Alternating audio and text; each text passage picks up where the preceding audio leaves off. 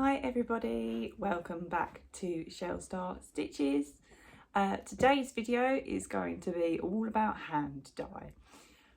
If you've watched my previous video, especially my one about Siobhans Crafts, you will see I have a slight obsession since lockdown with hand dye yarn. And I did actually, I think it was for my birthday last year, request that my husband bought me a home dye kit from Siobhans. To try out hand dyeing yarn myself. So I thought, crafty, creative, how hard can it be? It is hard. And I take my hat off to all of the hand dyers because it is not easy at all. You think you just splodge a bit of colour on, Bob's your uncle, done.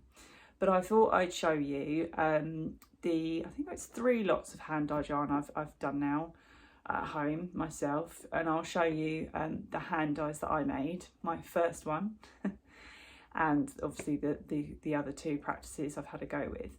It is really fun to do yourself and it does take practice, and some hints and tips from people, which is very kind when they are offering up their hints and tips. I'm definitely not going to take any business away from any of these hand dyes because this is just for me at home, and also it's very hard, so they are very skilled at what they do. But yeah, I'll show you what this is my little box. So in case you didn't know, because some people don't know, this is, I'll show you some undyed yarn. So this is undyed yarn that you can purchase. So this is completely blank and natural yarn for you to then add your own colour to. Some people would use this colour just as a colour on its own, but yeah, this is how you have to buy it, as an undyed yarn. So they come, this is a 50 gram and this is a 100 gram skein. They're all twisted up ready, but to hand dye them you need to untwist them and lay them out and then add the dye to them. The first time I dyed the yarn, I made them far too wet. So in terms of I was plopping on loads of colour out of the bottles, and they were far too wet and all the colours just sort of bled into each other. You normally, I mean, the kit that I have, it has powders. So you mix the powders up with some hot water. You have to prep the yarn first, so you have to normally soak it in some citric acid, which helps the colour take and stay. Then you add all your colour. Then you would boil the yarn in the citric acid. I did again, or sort of above the citric acid. Steam it for about, I think they average, they say, is 30 minutes, but I think I did mine for 45 just to be on the safe side. And then rinse it out and dry it. So it's quite a long process. It's not quick, but you know, if it's something you like being crafty and watching and designing your own, it's definitely worth trying. I do it out in the garden so that I don't get dye everywhere in the house, but then we have a dramatic trying to get between the garden and the kitchen over light grey carpet. So that was fun the first time I did that. I had a washing up bowl with it all inside, and I was trying not to drip anywhere, because if you drip the dye, you've dripped it on the carpet and you've dyed your carpet. So that's undyed, what that looks like. And a lot of the places that will sell you kits, like Siobhans sells a kit for hand dyeing, and also she sells the blanks for you. And you can obviously get different sizes and different weights and types of yarn depending on what you like to use. So these were my first couple of hand dyes. So firstly we have, I mean, it's not awful. It was meant to be sort of oranges and yellows and greens. You can possibly see a bit of green here, but it kind of all went a bit brown and sort of into its own mix of colours, just because this is where all the colours bled. And I think at one point they were both steaming together, these 2, the second one I'll show you, they both dropped into the pan together, so they kind of got a mix of each other's colours a bit. But it's not awful. I mean, I thought I could maybe use it for like a lion, some sort of big cat type animal. But that was one of them, first ever. And this was my second. So you catch the colours if I hold up to the light a bit more there. You've got some purples and blues. I think this was supposed to be pinks, purples and blues, and you can kind of see a bit of it. not massively, but that's where it sort of was far too wet and it all just bled into each other, the colour, because it literally, it's almost like when you put water on a piece of kitchen roll, it just starts to soak and spread. That's what it's like on the yarn when you're hand dyeing. It starts to just spread, so you tend to put less is more, as they say.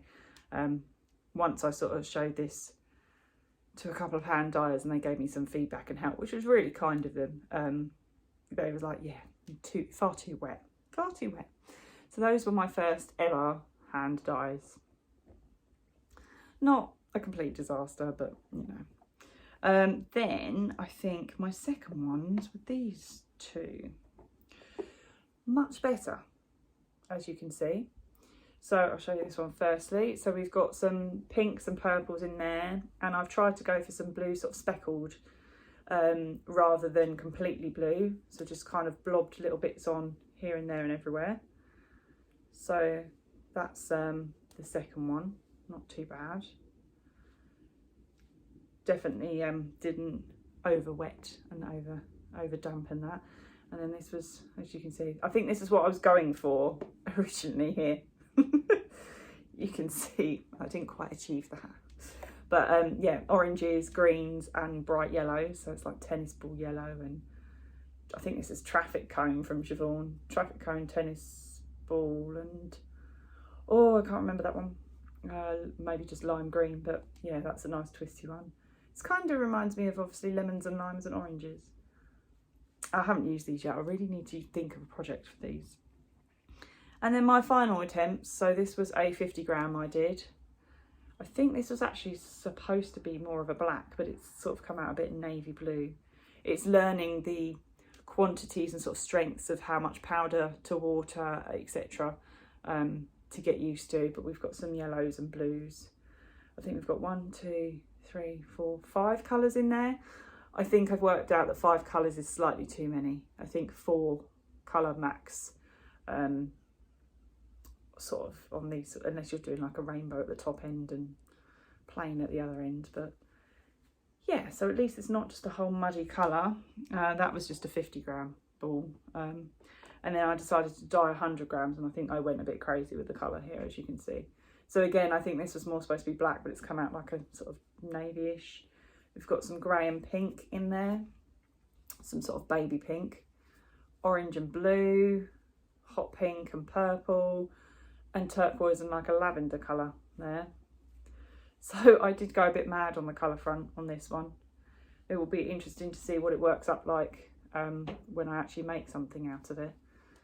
But that's sort of having a play about with hand dye. So, you know, definitely give it a go. It's a lot of fun, but just take your time with it. So I basically laid the yarn out on some cling film, put the colours on with some squeegee bottles, blotted it with an old tea towel, make sure it's old because it will take up the dye, blotted it all.